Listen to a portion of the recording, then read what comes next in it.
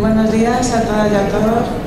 Y para mí un gran gusto estar acá en este país que siempre uno se siente tan bien acogida y también celebrar la importancia que se está dando en el país a la primera infancia, porque invertir en la primera infancia es el comienzo natural de las políticas de desarrollo humano de un país.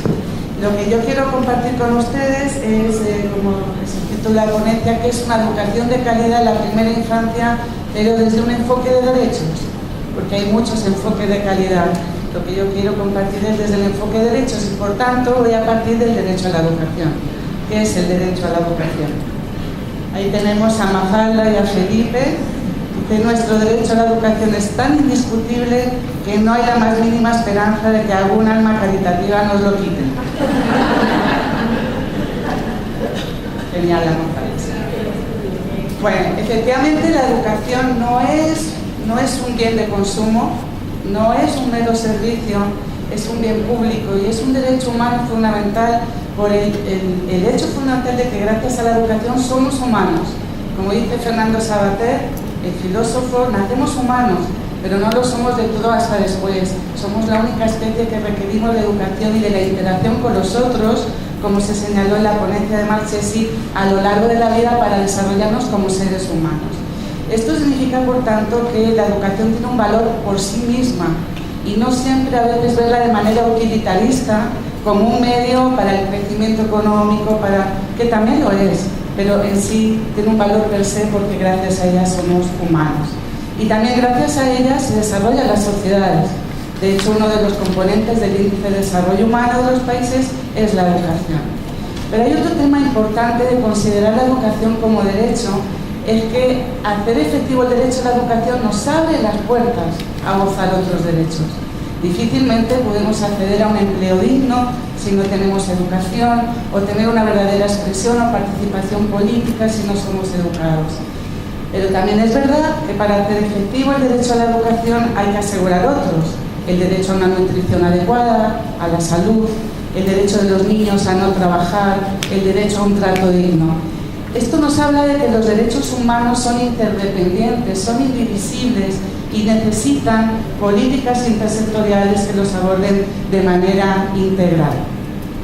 Y también es importante considerar la educación como derecho porque crea unas obligaciones a los Estados. Los Estados, al ser considerados como derecho, tienen un servicio. Si consideramos que la educación como un servicio, se puede posponer ese servicio. Incluso se puede negar, pero un derecho no. Un derecho se tiene que garantizar. Pues yo creo que es muy importante el partir de un enfoque de derechos, porque eso implica una serie de obligaciones para los Estados en que garanticen ese derecho. Y también en que las personas puedan exigir compensaciones cuando no se garantiza el derecho a la educación por las consecuencias que tiene en sus vidas. Y para que el derecho a la educación sea garantizado con justicia, todas las personas se tienen que reconocer y aplicar a todas las personas sin ningún tipo de distinción. Y de hecho el sistema de Naciones Unidas ha elaborado diferentes convenciones, declaraciones relacionadas con los derechos de aquellos grupos en situación con menor poder en la sociedad o en situación de mayor desigualdad, y en todos ellos está el derecho a la educación. Por ejemplo, la Convención de los Derechos de las Personas con Discapacidad, o la Convención contra toda forma de discriminación racial, o contra toda forma de discriminación contra la mujer.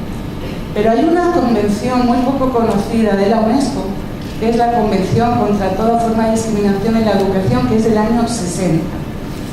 Es muy antigua, pero si ustedes ven aquí lo que se dice, es plenamente vigente. Y muchos países la han suscrito, pero no se sabe. Y la importancia es que cuando un país suscribe una convención internacional, está obligado a incorporar en sus políticas y en sus normativas nacionales esos postulados de la Convención Internacional. Y fíjense que para asegurar la no discriminación significa, según la UNESCO, que todas las personas y grupos sociales accedan a cualquier nivel educativo, que todas las personas y grupos sociales reciban una educación de igual calidad, que no existan o se mantengan sistemas educativos o instituciones preparadas para determinadas personas o grupos y no otorgar a determinadas personas o grupos un trato incompatible con la dignidad humana. Como verán, si nosotros analizamos esos 4 elementos Todos los países, unos más que otros, todavía tienen desafíos para asegurar que todos sus ciudadanos accedan a cualquier nivel educativo. Por ejemplo, el acceso a la educación de la primera infancia, donde se sientan las bases de la igualdad. Sabemos que justo los grupos sociales que más requerirían acceder a esta educación son los más excluidos, o los más excluidos de la educación terciaria, que es la que asegura mayor movilidad social. No todas las personas o grupos reciben una educación de igual calidad. Y todavía tenemos instituciones o grupos para ciertos grupos sociales, para niños con discapacidad, para niños de pueblos originarios, etc. ¿Y cuáles son las consecuencias de la discriminación en la educación? Al menos hay 4. Primero, atentan contra los niños como sujetos de derechos, pero también atentan contra el derecho de las familias a elegir la educación que quieren para sus hijos, que sí está consagrado en los instrumentos de derecho internacional. Pero yo quisiera señalar que no hay que confundir el derecho de las familias a elegir la educación que quieren para sus hijos con que las escuelas se arroguen el derecho de seleccionar a los niños y sus familias, sobre todo si son públicas o financiadas con fondos públicos. La libertad de enseñanza se tiene que regir por principios de no discriminación e igualdad de oportunidades. El segundo elemento es que las prácticas discriminatorias limitan el encuentro entre niños de diferentes contextos, culturas, experiencias de vida, capacidades. Por tanto, limita una de las grandes funciones de la educación, que es contribuir a la cohesión social. El tercer elemento es que el hecho de que haya centros que excluyen, discriminen o expulsen por muchos motivos, se expulsan por origen socioeconómico, cultural, por un rendimiento menor al esperado, por los famosos problemas de conducta por estructura de la familia. Hay muchas formas de discriminación, pero el hecho de que haya centros que excluyen hace que termina habiendo otros que acogen a aquellos que excluyen los otros centros. Empiezan entonces a haber centros que concentran un alto porcentaje de niños con muchas necesidades que no pueden atender de manera adecuada. ¿Y cuáles suelen ser esos centros? Los centros públicos, que además están en contextos de gran marginalidad. Por tanto, se da la paradoja que las escuelas o centros que sí son inclusivos porque acogen a todos, están en una situación de desventaja, sobre todo en países, que es muy frecuente, donde los incentivos están asociados a los resultados de aprendizaje. Entonces, los centros, presionados por tener buenos logros, tienden a deshacerse de todos aquellos que les puedan bajar el puntaje o que sean más difíciles de educar. Y por tanto, sí, están a veces muy naturalizadas las prácticas discriminatorias, tampoco se estimula que todos los centros se esfuercen por ser de calidad y atender la diversidad del alumnado. Ahí tenemos a Tonucci. Dice, se recomienda que el niño vaya al aula especial porque es diferente. Ahora bien, hay que preguntarse ¿a qué educación tenemos derecho? ¿Cuál es el contenido esencial del derecho a la educación? Porque la respuesta que demos a esta pregunta nos va a permitir ver y analizar en qué medida se está garantizando ese derecho a todas las personas en un determinado país. Desde los instrumentos de carácter internacional y desde lo que hemos visto como la no discriminación en educación, se desprenden al menos 3 elementos de lo que es el derecho a la educación. El primero es el derecho a acceder a oportunidades educativas desde el nacimiento y a lo largo de la vida. El segundo, lo vamos a ver ahora pormenorizadamente, el segundo es el derecho a una educación de calidad, también desde el nacimiento y a lo largo de la vida, que promueva el pleno desarrollo y aprendizaje de todas las personas, pero también promueva el respeto y la vivencia de todos los derechos humanos, especialmente la salud, nutrición, condiciones adecuadas de vida, el derecho a la propia identidad y a ser diferente, a la participación y a un trato digno. Y el tercer elemento del derecho a la educación es el derecho a que todos los niños y niñas de una comunidad se eduquen juntos en los centros de su comunidad, independientemente de sus condiciones sociales, culturales o personales. Es decir, el derecho a una educación inclusiva. El primer elemento, oportunidades educativas desde el nacimiento y a lo largo de la vida. En la Convención de los Derechos del Niño, en el Movimiento Educación para Todos, se establece que el aprendizaje empieza desde el nacimiento. pero no se establece la obligación de que los Estados ofrezcan de manera obligatoria educación en los primeros años. Sin embargo, el derecho al óptimo desarrollo de los niños, que es fundamental de la Convención, obliga necesariamente a ofrecer oportunidades de aprendizaje a través de experiencias educativas, que no tienen que ser necesariamente formales. En la educación de la primera infancia, un buen programa dedicado a los padres es una forma indirecta de promover el adecuado desarrollo de los niños. Justamente creo que es en la etapa donde hay una mayor riqueza de opciones, de modalidades. El problema es que no siempre son equivalentes en calidad. Y a veces ciertas modalidades, que a veces además son las que se dirigen a los niños en situación de mayor vulnerabilidad, no tienen la misma calidad y estamos ya acentuando las brechas desde la cuna. Aunque no se establece esa obligación, sí se insta a los gobiernos a que ofrezcan programas de educación y salud con un involucramiento de la familia para todos los niños que lo requieran. ¿Y por qué es importante ofrecer educación en los primeros años? Yo no me voy a extender porque ya se ha dicho mucho, pero creo que hay al menos 4 argumentos. El primero es que en la primera infancia, como se ha visto acá, se sientan las bases del desarrollo humano y del aprendizaje a lo largo de la vida. Y como existen esas ventanas de oportunidad para el aprendizaje que solo se abren de par en par, en esta etapa es un imperativo ético que todos los niños y niñas de un país empiecen su vida en igualdad de condiciones. El segundo elemento, que también se ha señalado, es que se ha mostrado que los niños que participan en programas de la primera infancia tienen mejores logros de aprendizaje a nivel posteriormente, tienen también menores niveles de deserción y de repetición. De hecho, PISA muestra que los países con mayores niveles de desempeño, pero que también no solo mayores niveles de desempeño, sino con un mayor nivel de equidad en educación, son aquellos que también ofrecen mayor número de años de educación de la primera infancia a los niños y niñas. En el estudio de la UNESCO de lenguaje, matemáticas, ciencias y factores asociados, también se muestra una correlación muy positiva entre participar en un programa de educación de la primera infancia y los resultados en lenguaje y matemáticas. Y obviamente el impacto es mayor cuanto más años, pero también no solo más años, sino cuanto mayor es la calidad. Aunque a mí me gustaría señalar que los beneficios, tampoco hay que ver la educación de la primera infancia también de manera utilitarista hacia el futuro. Creo que el mejor y más importante beneficio, por eso el título de este congreso, es el bienestar y el presente de los niños. Eso es lo que nos debe de guiar. Pero además es verdad que tiene unos efectos muy positivos en otros, a nivel posterior, en niveles educativos posteriores. El tercer elemento es la reducción temprana de las desigualdades. Si la educación de la primera infancia es beneficiosa para todos los niños, lo es mucho más en el caso de aquellos que por diferentes circunstancias están en una situación de mayor vulnerabilidad. Y el cuarto elemento es el alto retorno económico y social.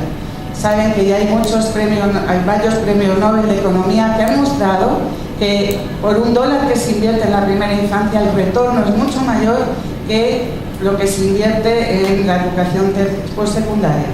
Sin embargo, en los países los niveles de inversión van al contrario, donde menos se invierte es en la primera infancia. Pero además también se ha visto que en estudios longitudinales los efectos también de prevención de drogadicción, de violencia y otro tipo de cosas, que no solo son beneficios sociales, sino también se puede concretar en beneficios económicos. Y sobre todo, también podríamos ahorrar mucha plata que invertir. O sea, la repetición en América Latina, en primaria, cuesta anualmente $7.000 millones. Dados los pocos beneficios que sabemos que supone repetir en lograr mejores resultados, en lo que influye en la autoestima de los niños, es un gran desperdicio de recursos que bien se podrían dedicar a la primera infancia para prevenir muchas dificultades de aprendizaje que se pueden prevenir con una buena educación de calidad en los primeros años.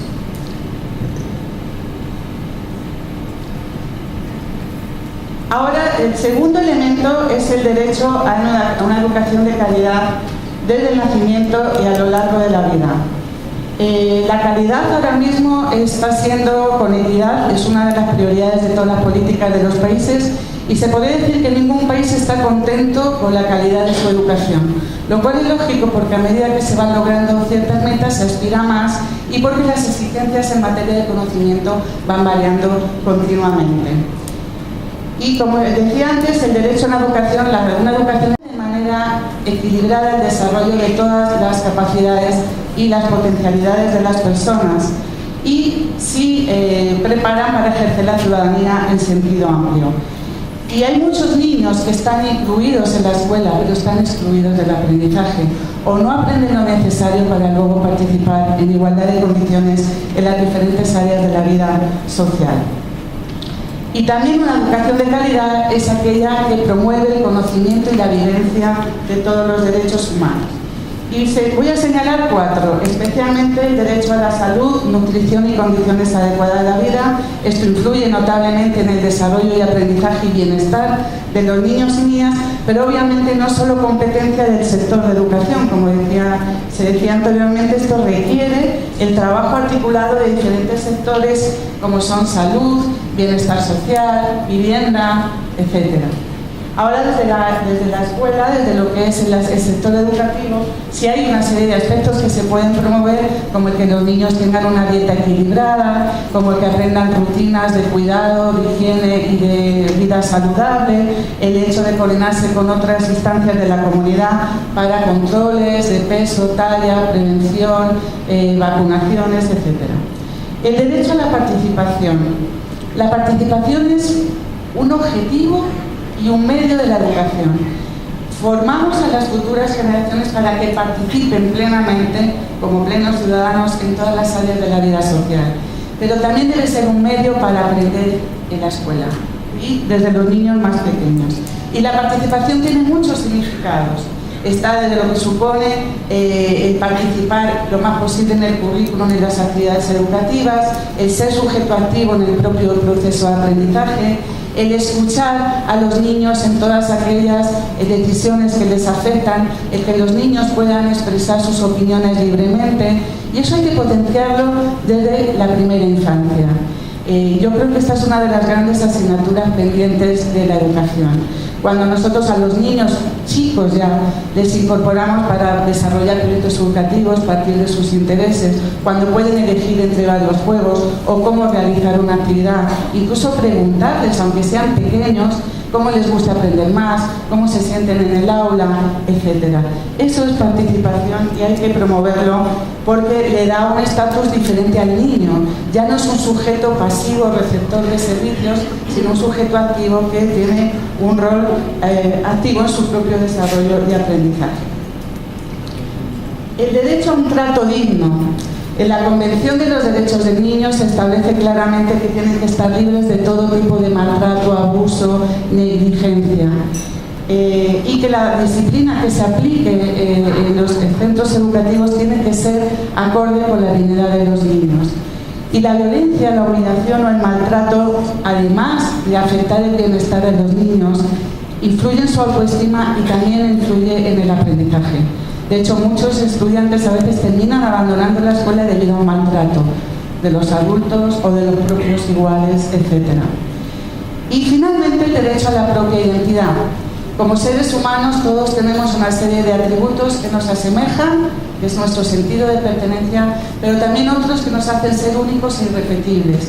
Cada niño es un mundo de diversidad en función de su origen social, cultural, de sus capacidades, de sus intereses, de sus ritmos de aprendizaje, de tal manera que los procesos de aprendizaje son únicos e irrepetibles. Y muchas veces la valoración negativa de las diferencias también conduce a la exclusión, a la discriminación. Y el derecho a la identidad tiene que ver con otros muchos derechos. El derecho al registro del nacimiento, porque si un niño no tiene su registro de nacimiento ya queda excluido del sector, de todo, de los servicios educativos, de salud. El derecho a aprender en la lengua materna, creo que en esto Paraguay es un ejemplo para muchos países. El derecho al conocimiento de la propia cultura, etc. O sea que hay una serie de derechos que tienen que ver con la propia identidad. Y la educación tiene un difícil equilibrio. ¿Cómo dar respuesta a la vez a lo común y a la vez a lo diverso? Tradicionalmente la educación se ha centrado en lo común, de tal manera que cualquier diferencia se veía incluso a veces como un obstáculo o una anomalía. Ahora se está valorando más la diversidad, pero también hay que tener cuidado que no nos vayamos al otro extremo, porque si ahora nos fijamos demasiado en lo que nos diferencia, eso también puede llevar a posturas fundamentalistas o a justificar, por ejemplo, la necesidad de tener un currículum para los niños maya, cuando la idea es que el currículum oficial incorpore las percepciones de las diferentes culturas. Por tanto, ese equilibrio entre lo común y la interdependencia entre los seres humanos, el sentido de pertenencia, cuánto me siento yo igual a mi grupo de referencia, pero también la atención a cuánto de singular es cada niño dentro de su grupo. Hoy tenemos también de nuevo a Tonucci. Dice: Luis es demasiado vivo, Ana es desprolija, Javier es desganado, Enrique es retrasado, Carlos malhumorado, Luisa es muy tímida, María es maleducada, solo José es normal, firma la maestra. Es igual a la maestra, el único. Esto, como dice Néstor López de Argentina, los docentes están preparados, son formados para educar a un niño estándar en cuanto a niveles de aprendizaje, intereses, lengua. Y claro, cuando llegan niños que se salen de ese estándar establecido, a veces los docentes no tienen no es mala voluntad, no tienen las herramientas necesarias para dar atención a la diversidad dentro de su sala. Y finalmente, el derecho a la educación es el derecho a una educación inclusiva. La relatora de Naciones Unidas para el Derecho a la Educación, Katarina Tomaszewski, estableció que hay como 3 etapas para hacer plenamente efectivo el derecho a la educación. La primera es cuando se concede el derecho a los históricamente excluidos, pero nociones segregadas. Escuelas para niños de raza negra, para niños con discapacidad. Por tanto, eso es diferenciación. Hombre, es un paso adelante en el derecho a la educación que por lo menos educaran, pero no es coherente con el derecho a la educación en su sentido más ambicioso. El segundo momento es la integración, que significa que se enfrenta a esa exclusión, esos grupos excluidos que se están educando en escuelas aparte, se les da cabida en las escuelas comunes. Pero en la integración, los niños se tienen que adaptar a la oferta educativa disponible, independientemente de su lengua materna, de su cultura, de su situación de vida, de sus capacidades. De tal manera que los estados educativos mantienen el status quo y son los niños los que se tienen que adaptar a la escuela y no la escuela a los niños. Esto explicaría por qué, por ejemplo, llevamos tantos años, por ejemplo, con políticas de integración de niños con discapacidad en la escuela común y todavía vemos que los resultados no son muy satisfactorios, porque el mismo sistema que excluye no puede incluir. Y por eso llegamos a la inclusión, que ya es diferente a la integración. No es un cambio de palabras, es un cambio de mirada, es un cambio de paradigma. En la inclusión ya no son los niños los que se tienen que adaptar a la oferta educativa disponible, sino que los sistemas educativos y las escuelas se transforman, su cultura, su funcionamiento, su propuesta pedagógica, para que puedan acoger a todo tipo de niños y no solo algunos, pero no solo que los acojan, sino que den respuesta a sus necesidades de aprendizaje. Fíjense que la integración lo que hacemos es preparemos al niño para que encaje en un sistema estandarizado. En la inclusión es preparemos a la escuela para que puedan encajar todos los niños. Y no es un cambio menor porque nos lleva a políticas y prácticas diferentes. En la integración las políticas se centran en el sujeto, adaptaciones curriculares individualizadas, profesionales de apoyo para los niños de integración, mientras que en la inclusión las políticas van encaminadas a cambiar el currículum, los sistemas de evaluación de la calidad, la formación de los docentes va dirigido a cambiar el contexto. Por tanto, la integración es asimilación y la inclusión es personalización. Y vamos a ver ya la segunda parte. Por tanto, ¿qué sería una educación de calidad desde un enfoque de derechos? Como saben, la calidad de la educación no es un concepto neutro, no es universal, no es absoluto. La calidad de la educación tiene diferentes significados porque implica hacer un juicio de valor que está determinado por muchos factores, desde cómo concebimos el desarrollo humano, cómo concebimos el aprendizaje, cuáles son las funciones de la educación, cuáles son las mejores formas de conseguir esos fines de la educación, los valores predominantes en una sociedad, las tradiciones pedagógicas de un país. De tal manera que lo que es calidad para unos no lo es para otros. Lo que es calidad en un momento histórico no lo es en otro, o lo que es calidad en un contexto no lo es en otro. Por tanto, es importante que tengamos claro que no es un concepto neutro y por tanto tampoco es universal, es contextualizado, relativo y cambiante. Y que está muy determinado por el tipo de sociedad que queremos construir, el tipo de personas que queremos formar. Si aspiramos a tener sociedades más justas y más igualitarias, no podemos valorar la calidad de la educación solo por el promedio de resultados de aprendizaje en un país, sino si se distribuyen de manera equitativa entre todos los grupos sociales. Si queremos formar personas integrales, no podemos valorar la calidad de la educación evaluando solo lenguaje y matemáticas, aunque sean importantes.